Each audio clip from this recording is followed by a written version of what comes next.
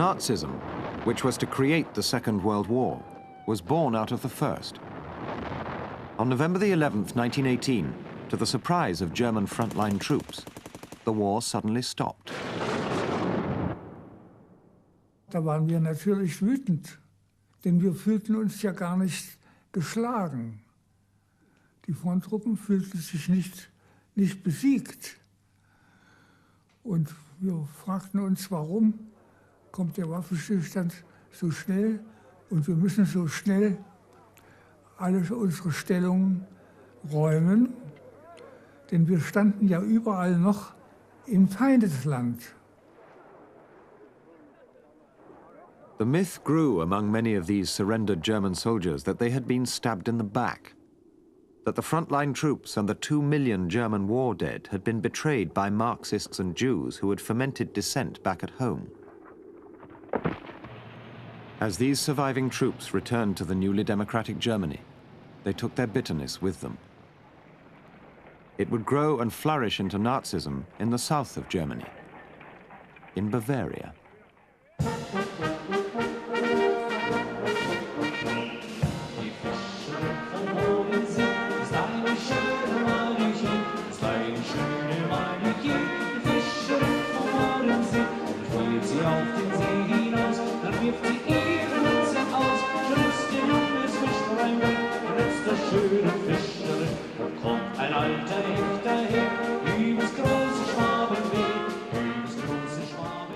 Bavaria is a picture book land famous for its lederhosen and its beer halls.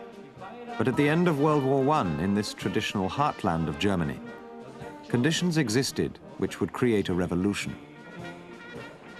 After the war, the Allies continued to blockade Germany, and the returning troops who marched through Munich, the capital of Bavaria, were shocked to discover how much their families were still suffering.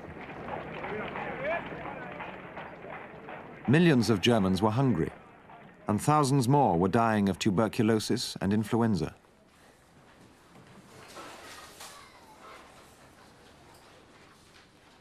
Politics were polarized.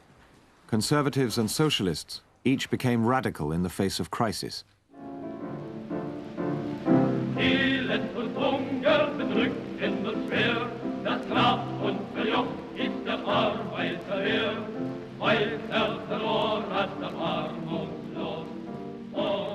With the whole of Germany in turmoil in the spring of 1919, the unrest in Munich resulted in a left-wing takeover of the city, the Räterepublik.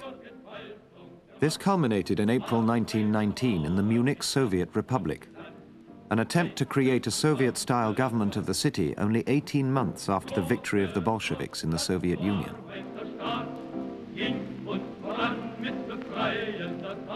Government troops were sent in to quash the rebellion, and there was open fighting on the streets of Munich.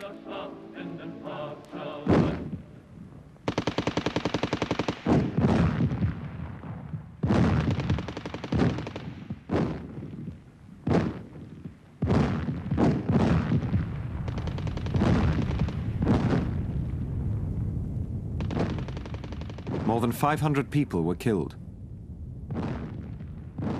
The soldiers were supported by the Freikorps, right-wing mercenaries paid for by the government.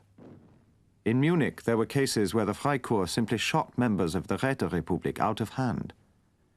Other Freikorps members, like Fridolin von Spaun, heartily approved of the brutal measures which were being used to suppress the communist revolutionaries throughout Germany. Es klingt vielleicht sehr roh, aber ich konnte ihnen keine Tränen nachweinen. Es war der gerechte Lohn. Sie wollten Deutschland ins Chaos stürzen. Und ich zog daraus den Schluss, man muss das bekämpfen. Und das habe ich dann getan, so gut ich konnte.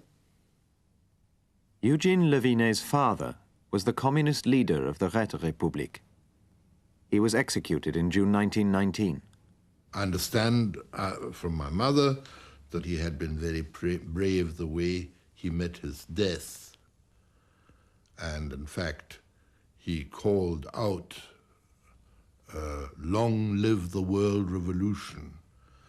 And I realized that an honorable person would die sooner or later, either on the barricades or put up against a wall and shot.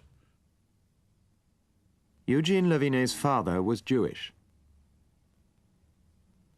And the anti-Semitic prejudice of those on the right was further fueled by the fact that of the leadership of the Räterepublik, most were Jewish. Sodass natürlich in Deutschland allmählich der Eindruck entstand, ja, Bolschewismus und Judentum ist dasselbe, so ungefähr. Dass sich allgemein eine anti-jüdische Stimmung verbreitet hat, das finde ich sehr natürlich.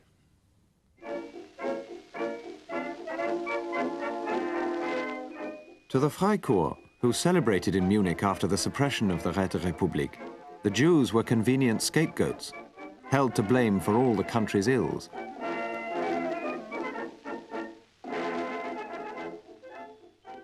And the Freikorps had the support of right-wing officers in the regular army, like Captain Ernst Röhm, a man with a simple philosophy.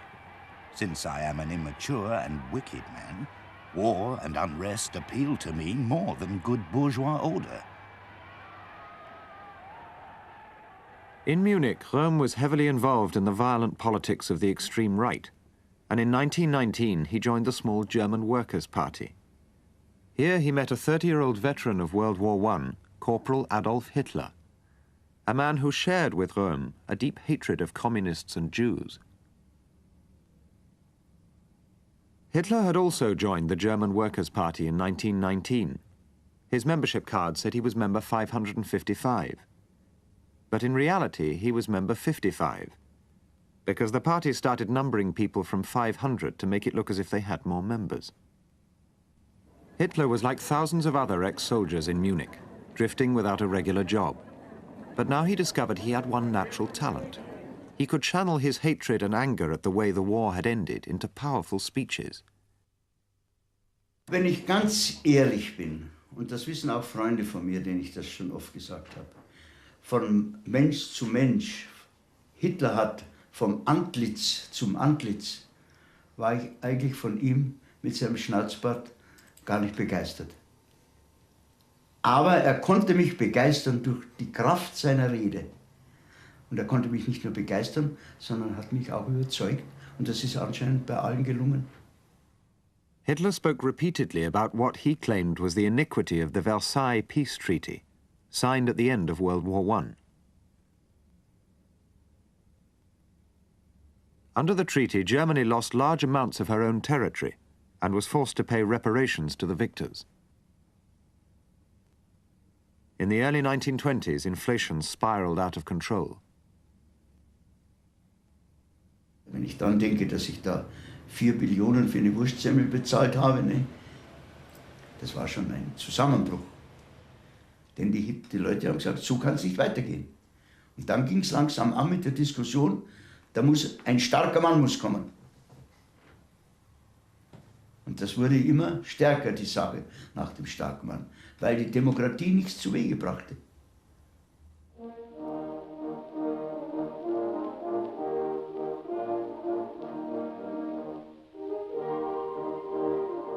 In Bavaria by 1921, Hitler had become the leader of the small German Workers' Party, renamed the National Socialist German Workers' Party, or the Nazis for short. It was still one of many different right-wing parties in Munich, and they still all said the same. Versailles was a crime, and the Jews were behind it.